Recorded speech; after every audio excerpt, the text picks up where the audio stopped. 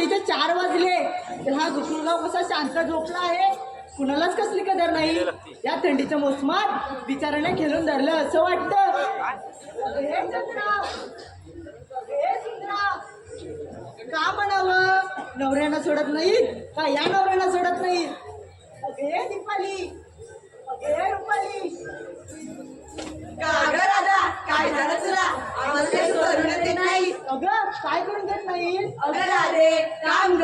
हा मग झालं ना की थोडं बाकी आहे. हो झालं झालं.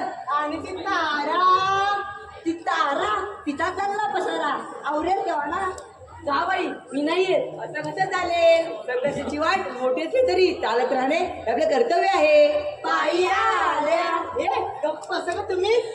अगं असू दे का तारा. अगं तर नवीनच आहे. बरं मला सांगा आपल्या कुणाला बाजाराची माहिती आहे का.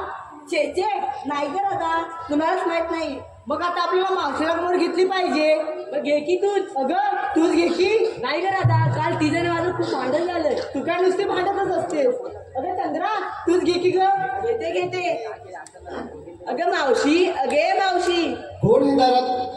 भाकर नाही घरात. चला व्हा मोरले दारात. अगं मावशी, मी चंद्रा. कोण? चंद्रा. गप्पा सुंदरा. काय म्हटलीस मावशी? अगं वेळी हा पोर आहे ना माझ्या बाजूला नुसता चाव चाव करतोय. त्याला मी बोलले ग. असं होय. मावशी तू येतेस ना? तुम्ही निघाला? हो मावशी. हा मग येतील मग. ये बरं लवकर. आले